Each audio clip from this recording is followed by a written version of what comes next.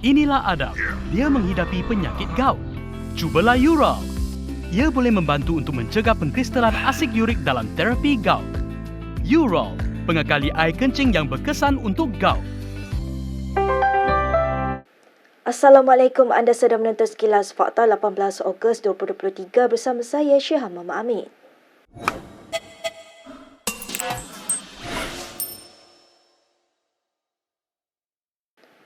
JPN hari ini menafikan dakwaan bahawa terdapat 54,000 permohonan kerakyatan yang belum selesai melibatkan warga dari China. Dalam satu kenyataan hari ini, JPN berkata dakwaan itu berdasarkan sidang media oleh Menteri Dalam Negeri Saifuddin Nasution yang dimanipulasi oleh pihak tertentu.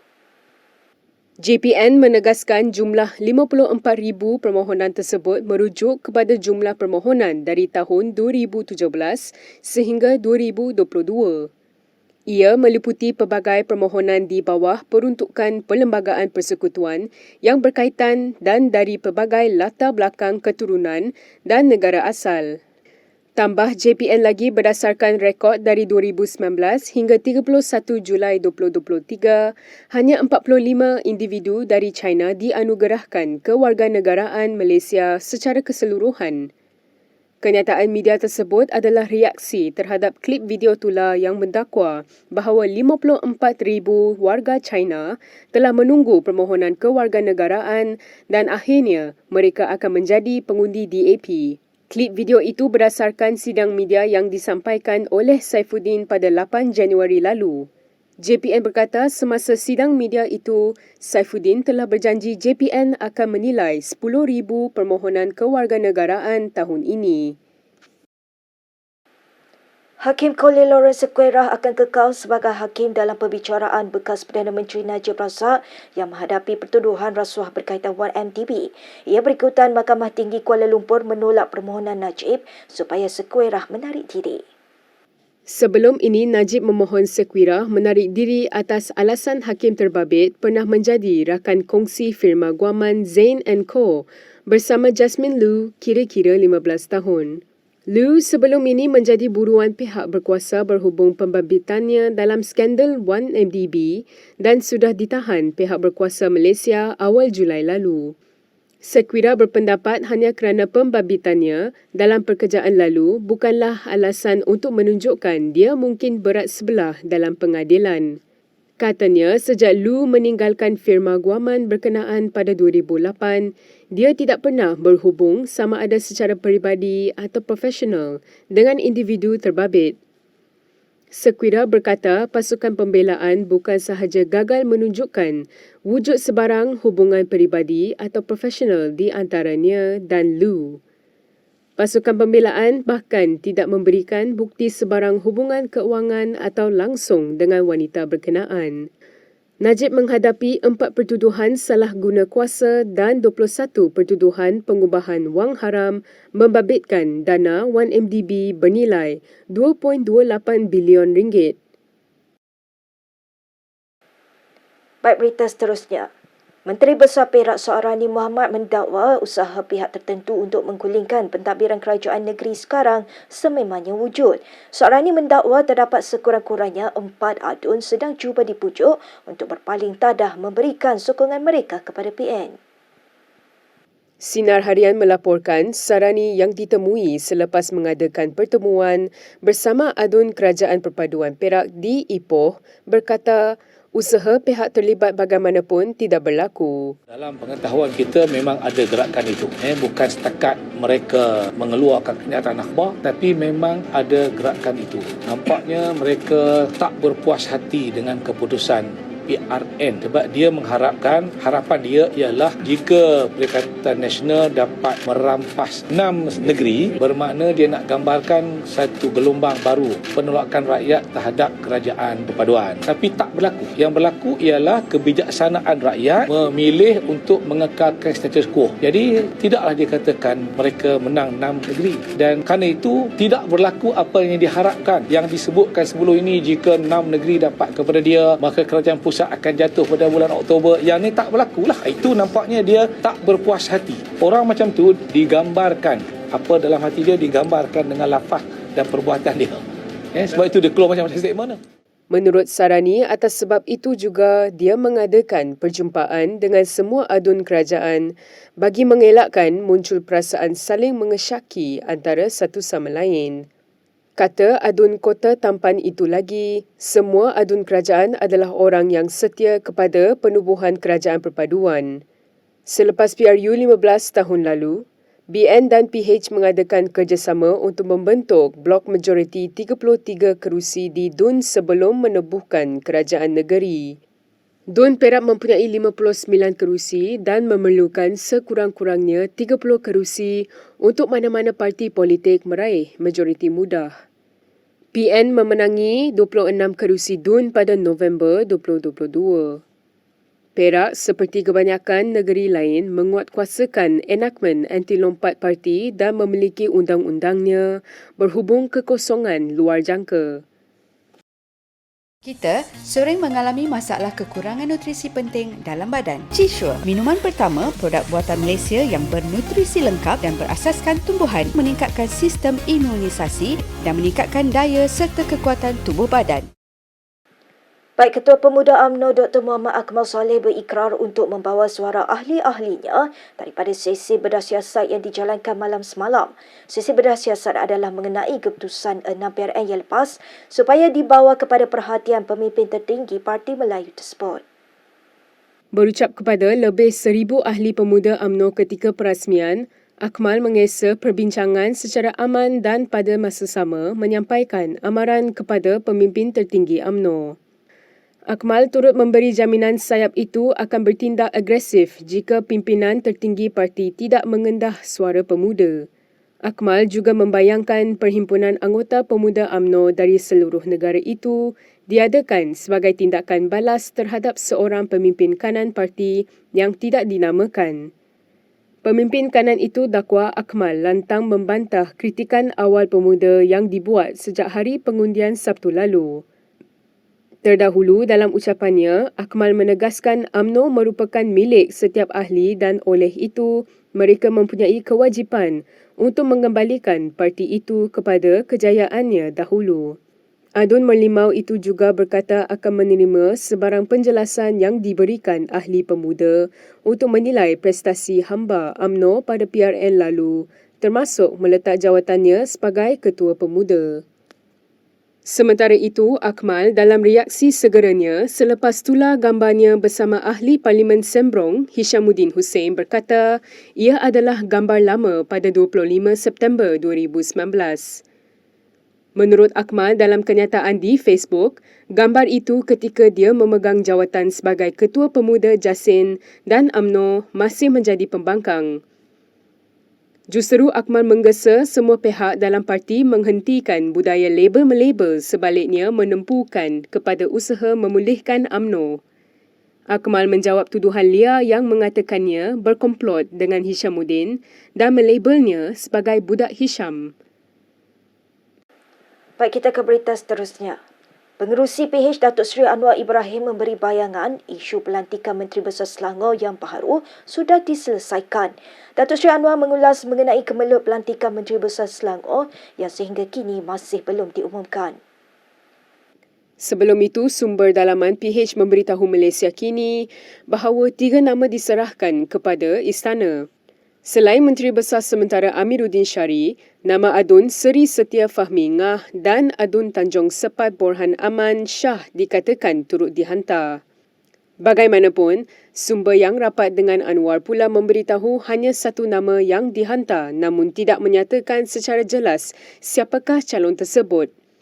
Sementara itu, Anwar juga memberitahu perkara membabitkan gerakan untuk menjatuhkan kerajaan perpaduan di Perak juga sudah diselesaikan.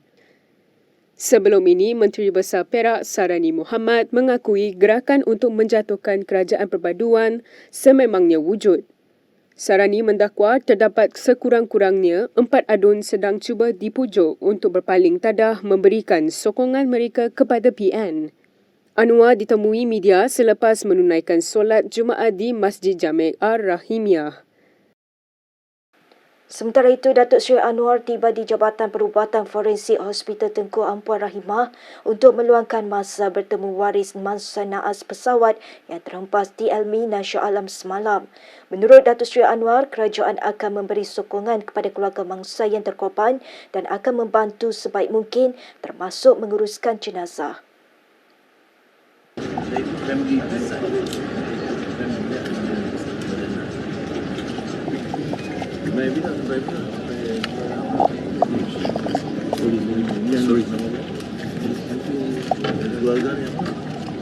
Okeylah ni saya TPM, MB dan Pengusaha Pahang semua ada. Kita sampaikan nak ucapkan takziah kepada keluarga supaya sabar. Tidak siapa boleh jangka. Cuma yang dilakukan sekarang ialah mempercepatkan proses forensik DNA sebaik selesai. Semua akan diuruskan oleh kerajaan, ya, sama ada Majlis Agama, Kerajaan Selangor dan jabatan berkenaan. Kita akan bantu dan dari segi kerajaan, persekutuan dan sepecahan negeri, kita akan bantu untuk meringankan beban keluarga. Datuk Seri, setakat ni ada apa-apa bantuan yang mungkin disalurkan oleh kerajaan? Dan sekarang ni kita bagi semua bantuan yang diperlukan untuk uruskan jenazah, semua kelengkapan, penginapan dia semua. Yang selain daripada itu, tentu kerajaan akan bagi bantuan kepada keluarga untuk menampung, terutama yang tidak punyai pekerjaan tetap dari pihak-pihak keluarga. Sementara itu, Ketua Polis Negara Razarudin Hussein berkata proses pengurusan mayat mangsa nahas pesawat yang terhempas di Elmina Shah Alam semalam dijangka selesai seawal Isnin ini. Kita mengambil kita panggil human remain ini ada yang tinggal badan, ada yang kepala saja dan ada yang cebisan mengikut unit forensik, ada yang cebisan lebih kurang 200 lebih. Memakan masa untuk mendapatkan DNA-nya sehingga hari Senin. So saya di sini tadi sudah pun berjumpa dengan keluarga mangsa, waris-waris mangsa untuk menasihatkan supaya mereka tidak tunggu berkaitan dengan unit forensik ini lah. Pasal pihak kemis telah pun memberitahu kita bahawa yang paling awal memang hari Isnin. Tak bolehlah kata hari Ahad pasal terlalu banyak sangat untuk nak buat dia punya matching DNA dan juga persamaan dengan body-body yang lain itu yang kita jumpa. Baik, dalam perkembangan lain, bekas Perdana Menteri Dr. Mahathir Mohamad mempertahankan kenyataannya yang dibuat bulan lalu mengenai orang Melayu. Dr. Mahathir diambil keterangan hari ini berhubung kenyataannya yang menyatakan Malaysia harus diiktiraf sebagai sebuah negara Melayu berbanding negara berbilang kaum. Hari ini saya disoal kerana dua perkara. Satu berkenaan dengan apabila saya balik daripada Eropah, diadakan satu press conference yang disusun oleh pihak lain dan di situ saya jelaskan keadaan mengikut perlembagaan negara, bukan jauh daripada perlembagaan. Dalam perlembagaan negara disebut di situ bahawa Malaysia ini adalah tanah Melayu. Jadi saya cuma jelaskan ini supaya dapat diterangkan kepada rakyat bahawa Malaysia ini tanah Melayu dan tak ada sebab kenapa kita nak tukar nama dia, nak tukar corak dia ataupun perlembagaan dia. Itu yang dan itu dilapor, dirakam dan saya disoal kenapa saya kata macam itu. Ialah saya tak jawab. Saya akan jawab dalam mahkamah kalau dikenakan tuduhan. Yang kedua berkenaan dengan blog saya. Dalam blog saya tu saya nyatakan masalah yang dihadapi sekarang ini. Umpamanya orang Melayu menghadapi banyak masalah. Rupanya tak boleh kata pasal orang Melayu saja. Kena kata berkenaan dengan Malaysia ini bukan hak orang Melayu. Bukan semata-mata hak orang Melayu. Jadi kalau kita kata multiracial pun itu juga ni racist. Cakap saya racist. Dalam pada itu, Mahathir mendakwa pentadbiran Perdana Menteri Anwar Ibrahim kini seakan pemerintahan kuku besi apabila menghalang orang Melayu bercakap mengenai masalah yang menyelubungi kaum itu sendiri. Saya kata terang-terang bahawa ini adalah satu diktator. Secara tidak langsung, dia mempunyai sifat sebagai seorang diktator yang membuat keputusan sesuka hati. Ada kenyataan dibuat, kononnya perkara ini tak boleh dibincang, tak boleh diperkatakan. Kononnya ada 3 R. Sepatutnya benda yang sebegitu serius sekali, yang menghalang hak rakyat untuk bercakap, patut ditentukan oleh undang-undang. Tetapi tidak ada undang-undang yang boleh difahami oleh rakyat. Kononnya tak boleh bercakap berkenaan dengan bangsa, berkenaan dengan agama, berkenaan dengan raja. Sepatutnya benda yang larangan seperti ini diputuskan melalui cara kita buat undang-undang. Cara kita buat undang-undang ialah dengan mengemukakan undang-undang itu kepada Parlimen, mendapat kelulusan daripada Parlimen yang disahkan sehingga ke peringkat yang di-Pertuan Agong, baru dia jadi undang-undang. Tetapi ini Perdana Menteri membuat kenyataan ini tak boleh, itu tak boleh. Seolah-olah dia raja. Bukan raja lah, dia diktator. Jadi saya dapati bahawa selama kita merdeka lebih daripada 60 tahun, bukan kita jadi lebih liberal, tapi kita lebih bukan kata konservatif, kita lebih jadi kerajaan yang menekan, oppressive government. Inilah yang berlaku, dan ini diusahakan oleh seorang yang bercakap berkenaan dengan kebebasan, reformasi dan sebagainya, dan cuba menggambar dirinya sebagai orang yang bertimbang rasa, tetapi sebaliknya tindakannya tak sama dengan apa yang diperkatakan olehnya. Baik, berikut beberapa lagi ringkasan berita untuk hari ini.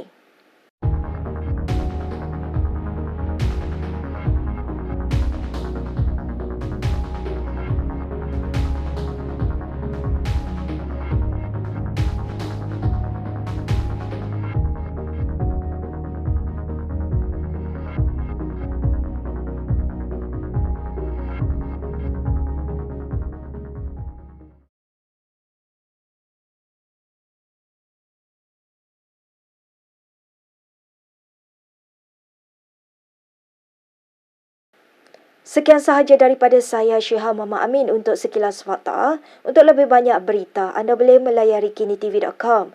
Anda juga boleh mengikuti kami di Instagram, Twitter, YouTube dan Facebook. Salam hormat dan selamat berhujung minggu.